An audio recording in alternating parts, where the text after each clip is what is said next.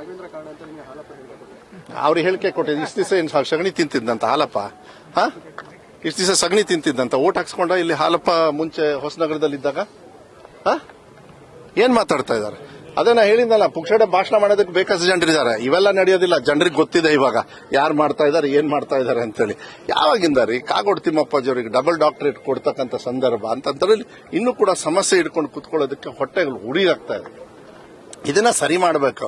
ಕುತ್ಕೊಂಡು ಇಲ್ಲಿ ಬರೋದು ಸಮಸ್ಯೆ ಸಮಸ್ಯೆ ಬಗೆಹರಿಸೋದ್ರಲ್ಲಿ ರಾಘವೇಂದ್ರ ಅವರ ಹರಸಾಹಸ ಎಲ್ಲ ಹರಿದಿದೆ. ಸಮಸ್ಯೆ ಬಗೆಹರಿದಿದೆ. ಯಾರು ಹೇಳಿದ್ ನಿಮಗೆ? ಮೊನ್ನೆ ಡೇಟ್ ರೀಚ್ ಆಗಲಿಲ್ಲ. ಅದು 2 ವಾರ ಆದ್ಮೇಲೆ ಅಂತೇಳಿ ಡೇಟ್ ಕೊಟ್ಟಿದ್ದಾರೆ. 2 ವಾರನೋ 3 ವಾರನೋ ಡೇಟ್ ಕೊಟ್ಟಿದ್ದಾರೆ.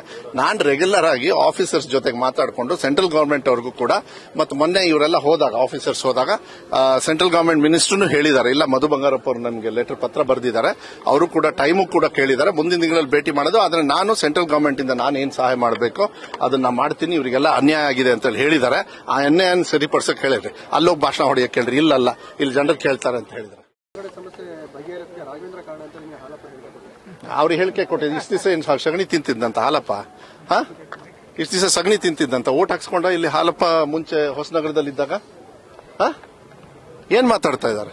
ಅದೇ ನಾ ಹೇಳಿದ್ನಲ್ಲ, ಪುಕ್ಷಡೆ ಭಾಷಣ ಮಾಡೋದಕ್ಕೆ ಬೇಕಷ್ಟು ಜನರಿದ್ದಾರೆ. ಇವೆಲ್ಲ ನಡೆಯೋದಿಲ್ಲ, ಜನರಿಗೆ ಗೊತ್ತಿದೆ ಇವಾಗ ಯಾರು ಮಾಡ್ತಾ ಇದ್ದಾರೆ, ಏನ್ ಮಾಡ್ತಾ ಇದ್ದಾರೆ ಅಂತೇಳಿ. ಯಾವಾಗಿಂದ ರೀ ಕಾಗೋಡು ತಿಮ್ಮಪ್ಪಾಜಿಯವರಿಗೆ ಡಬಲ್ ಡಾಕ್ಟರೇಟ್ ಕೊಡ್ತಕ್ಕಂಥ ಸಂದರ್ಭ ಅಂತಂದ್ರಲ್ಲಿ ಇನ್ನೂ ಕೂಡ ಸಮಸ್ಯೆ ಹಿಡ್ಕೊಂಡು ಕುತ್ಕೊಳ್ಳೋದಕ್ಕೆ ಹೊಟ್ಟೆಗಳು ಉರಿಯಾಗ್ತಾ ಇದೆ. ಇದನ್ನ ಸರಿ ಮಾಡಬೇಕು. ಕುತ್ಕೊಂಡು ಇಲ್ಲಿ ಬರೋದು ಸಮಸ್ಯೆ ಬಗೆಹರಿಸೋದ್ರಲ್ಲಿ ರಾಘವೇಂದ್ರ ಅವರ ಹರಸಾಹಸ ಎಲ್ಲ ಹರಿದಿದೆ. ಸಮಸ್ಯೆ ಬಗೆಹರಿದಿದೆ. ಯಾರು ಹೇಳಿದ್ ನಿಮಗೆ? ಮೊನ್ನೆ ಡೇಟ್ ರೀಚ್ ಆಗಲಿಲ್ಲ. ಅದು 2 ವಾರ ಆದ್ಮೇಲೆ ಅಂತೇಳಿ ಡೇಟ್ ಕೊಟ್ಟಿದ್ದಾರೆ. 2 ವಾರನೋ 3 ವಾರನೋ ಡೇಟ್ ಕೊಟ್ಟಿದ್ದಾರೆ.